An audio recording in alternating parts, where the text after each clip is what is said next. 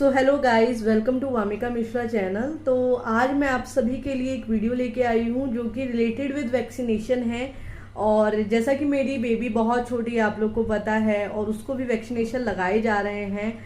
अभी तक उसको 2 बार इंजेक्शन लग चुके हैं। 1 टाइम जब वो हॉस्पिटल में ही थी तभी लग चुके थे, और सेकेंड टाइम जब वो 1.5 मंथ की हुई, यानी कि 10 सितंबर को उसको इंजेक्शन लगा है। सॉरी, 10 अक्टूबर को उसको इंजेक्शन लगा है, तो अब 10 नवंबर को लगेगा।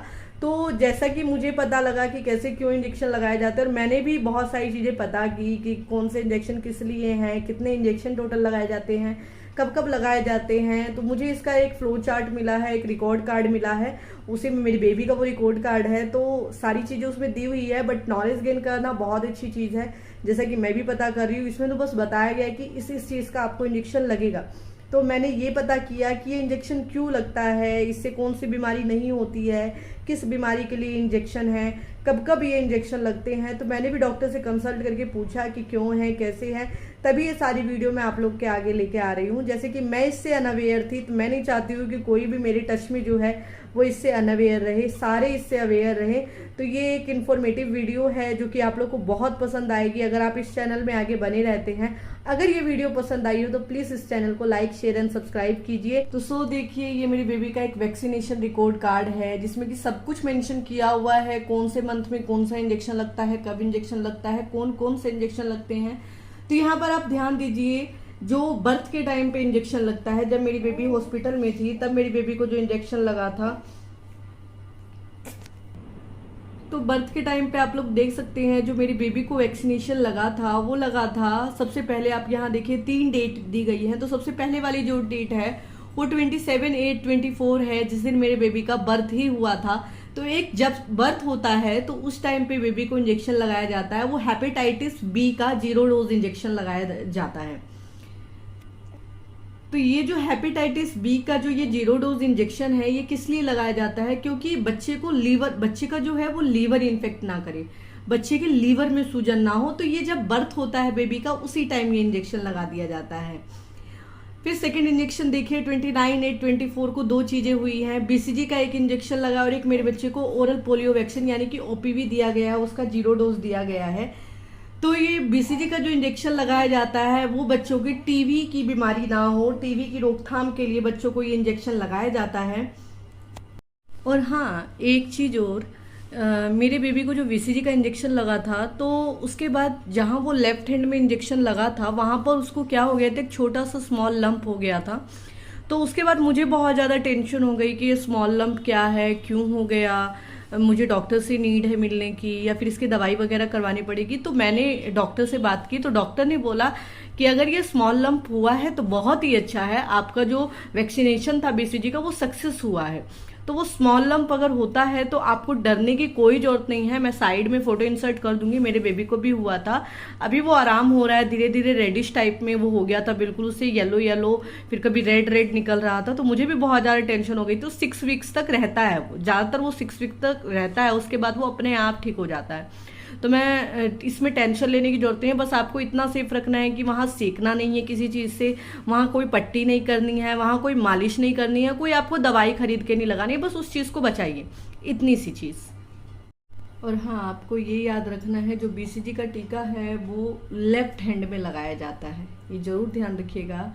जो बीसीजी का टीका होता है वो लेफ्ट हैंड में लगाया जाता है। और बीसीजी की जो फुल फॉर्म होती है वो होती है बैसिलस कैलमेट ग्विरिन।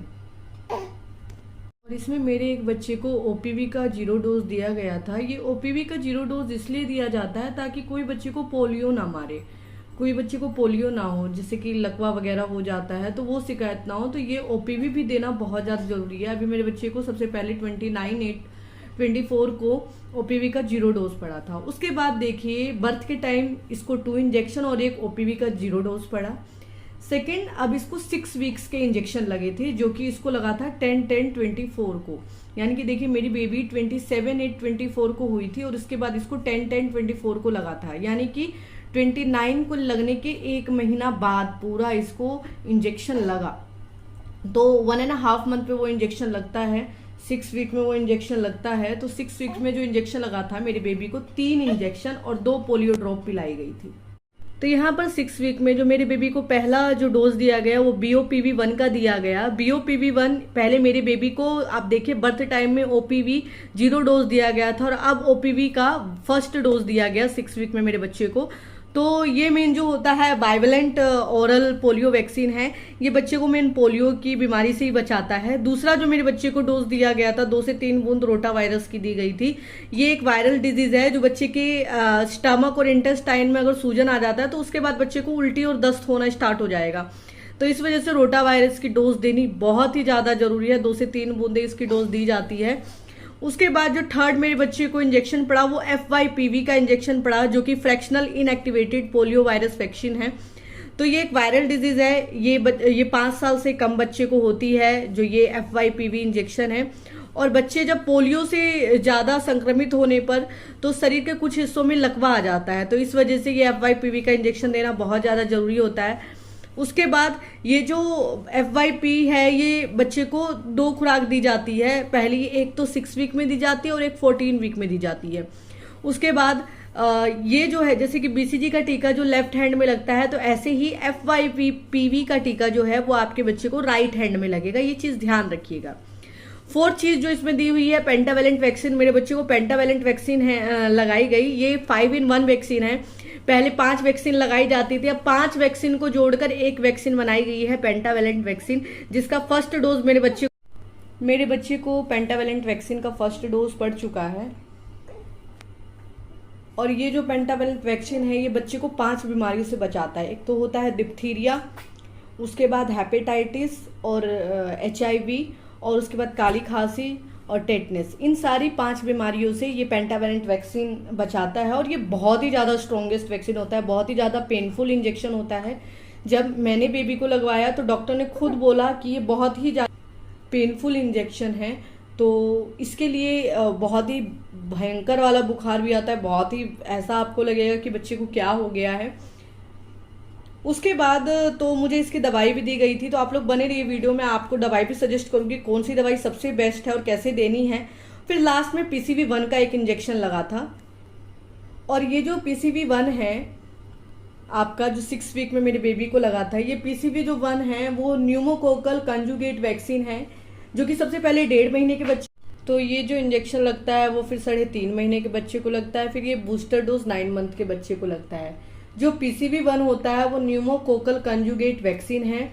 इससे बच्चों को निमोनिया या दिमागी बुखार नहीं होता अगर ये PCV1 का इंजेक्शन बच्चे को पड़ जाता है। तो मेरी कुहू को भी ये लग चुका है और कई बीमारियों से ये बहुत ज़्यादा ये वैक्सीन बचाता है। बहुत ज़्यादा ये सेफ वैक्सीन है, बहुत ही जरूरी वैक्सीन है। तो टोटल मिला के मेरे बच्चे को 6 वीक में 3 वैक्सीन और 2 डोज पड़ा। BOPV1 यानी कि बाइवेलेंट ओरल पोलियो वैक्सीन का फर्स्ट डोज मेरे बच्चे को, रोटा वायरस की भी डोज पड़ी 2 to 3 ड्रॉप, और उसके बाद ये 2 बूंदे पड़ी हैं जो कि मुंह के अंदर डाली जाती है, और ये 3 FYPV का इंजेक्शन और पेंटावेलेंट वैक्सीन जो कि 5-in-1 वैक्सीन है, और PCV1 का वैक्सीन पड़ा। यानी कि 3 वैक्सीन 2 डोज मेरे बच्चे को 6 वीक में लगी। आप डेट देख सकते हैं। और उसके बाद इस 6 वीक से काउंट करके मुझे 4 वीक के अंदर 10th वीक में अपने बेबी को लेके जाना है, जब मेरा बच्चा 10 वीक का हो जाएगा। तो यानी कि अब जब मैंने 10-10-24 को जब मैंने वैक्सीन लगाया, तो उससे अगर मैं 10 वीक में जाऊँ, 4 वीक काउंट करूं, तो मेरे बेबी का नेक्स्ट वैक्सीन 10-11-24 को लगेगा, जो कि नवंबर में लगने वाला है। और हाँ, आपको एक चीज ध्यान रखना है कि जब आप अपने बेबी का वैक्सीनेशन करवा के आते हैं तब आपको ये चीज ध्यान रखना है कि एक तो जहां पर वैक्सीनेशन बच्चों को लगा है वहां पर आपको बर्फ से सेकना है उसको। एक जो आपको जो इंजेक्शन लगा है दोनों पैर में, हाथ पे नहीं सेकना होता है, दोनों लेग में बहुत ज्यादा सूजन आएगा, गांठ नहीं पड़नी चाहिए, आपको बर्फ से उसका सेक लगाते रहना है। उसके बाद आपको एक दवाई दी जाएगी बुखार की, अगर किसी को नहीं दी जाती है तो अगर किसी को चाहिए तो मैं आपको यहाँ पर एक इंसर्ट कर दूंगी बुखार की दवाई। आपको 2.5 ml से 5 ml तक देनी है, जो कि आपका बच्चा ठीक हो जाएगा। फर्स्ट डे आपको 6 आवर्स के अंदर देनी है, उसके बाद फिर वो नेक्स्ट डे 8 आवर्स के अंदर देनी है। लगातार 3 to 4 डेज ये कॉन्टिन्यूसली बुखार आएगा। बहुत ही पेनफुल इंजेक्शन होता है, जिससे बच्चे को राहत हो जाएगी, और उसको सेकते रहना है टाइम टू टाइम, तो आपके बच्चे को फायदा होगा, आपके बच्चे को राहत मिलेगी। अगर चैनल पसंद आया तो प्लीज इस चैनल को लाइक, शेयर एंड सब्सक्राइब करते रहिए।